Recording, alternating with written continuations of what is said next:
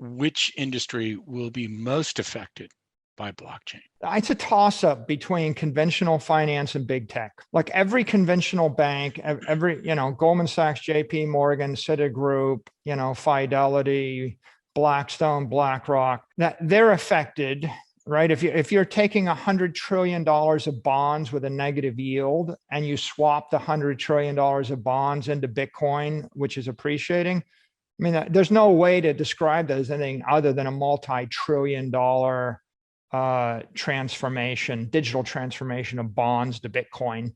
And, if you look at traditional finance, there are massive businesses that are all built around wrapping fixed income instruments and bond instruments and providing management services. So I think that clearly that's going to be affected. The other side of this is big tech. Bitcoin is worth $1 trillion to Apple. Bitcoin is worth $1 trillion to Facebook. If Facebook is $1 trillion company, and what's in the app? Your digital relationships and digital photos and digital videos are in the app. Well, what if digital property is in the app?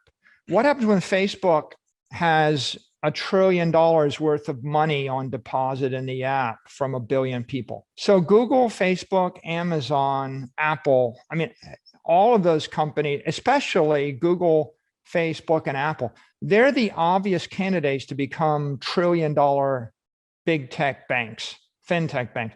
So this is pretty compelling to them, because how many analysts are walking around with the next idea for how Apple adds $1 or $2 or $3 trillion to its market cap? If you want to make $10 billion, you just buy $10 billion of Bitcoin and wait for it to double, right? It's a very simple strategy.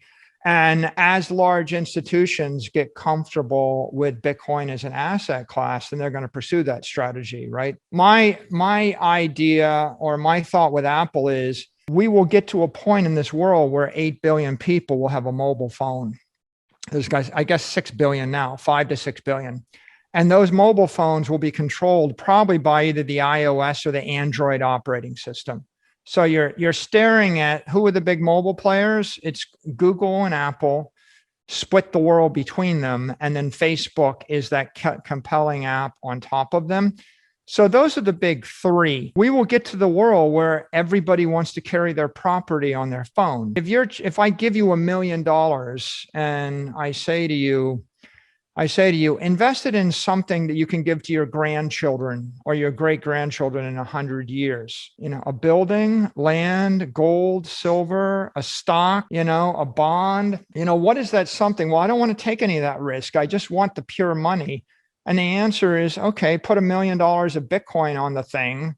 And how are you going to handle that? A mobile device. And how are you going to secure it? It's going to be some combination of Face ID, multi-signature Face ID, or biometrics across multiple mobile devices with multi-factor authentication. And that's how you're going to move it. And that's how you're going to custody it. And that means that the iCloud, what's in the iCloud now, right? Your videos, your photos, your documents, and your communications. What's not in the iCloud now? Your money. What happens when $100 trillion gets slurped out of 20th century property, which is land, real estate, gold, bonds, securities? What happens when $100 trillion gets slurped into digital property? It's got to land in the iCloud or the equivalent of the Android cloud or in Facebook. And if none of those three step up, Dan, then it's going to be Square and PayPal. And then one day Square will be $1 trillion company, right? So. And it's going to be a little war between them. And maybe, there'll be maneuvering between the exchanges and the apps, et cetera. But that's the opportunity now. And it's big. It's the future of big tech, because the mobile wave has chapters, right? Mobile photos, mobile video, mobile or digital photos, digital video, digital books, digital maps, digital relationships, digital education, digital property. Digital property is that last chapter, and it's the big chapter, because digital property is worth somewhere between 100 trillion and $200 or $300 trillion. So the question is, who in the next decade is going to control manage, program the digital property? And will that be Apple, or will that be Facebook, or will that be Square? That's the opportunity. And that dwarfs digital maps and digital music and digital books.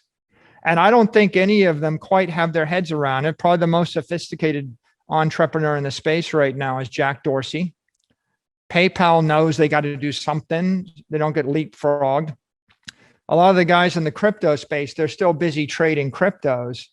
But you see, the value is not in trading 250 or 500 different crypto coins. The value is in slurping $50 trillion out of bonds into Bitcoin and slurping $50 trillion or $100 trillion out of real estate.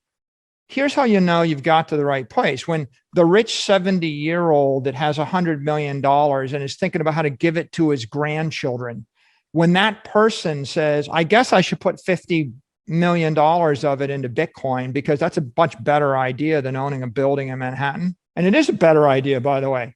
Property tax, in Florida is 2% interest a year. If you take $100 million and you buy property or buy a house in Florida, you're paying $2 million a year.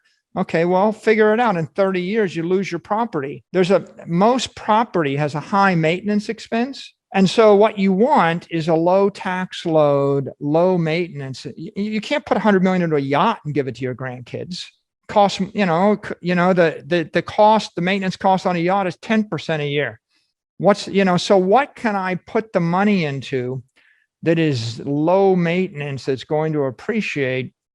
And the only idea people have right now is diversified portfolio of securities, hence the ETF boom. But at the end of the day, you're holding a diversified portfolio of securities. You've got employment risk, tax risk, execution risk, securities risk, custody risk, counterparty risk, all sorts of things. And so I'm not suggesting that Bitcoin or digital property replaces ETFs and securities, because you're always going to want to own a basket of companies if you are an investor. But if you are a saver and you were thinking about buying land or gold or some other very scarce asset for 100 years, digital property in the form of Bitcoin is by far the best idea we've come up with in the century. And so the real opportunity here is not keep reinventing Bitcoin.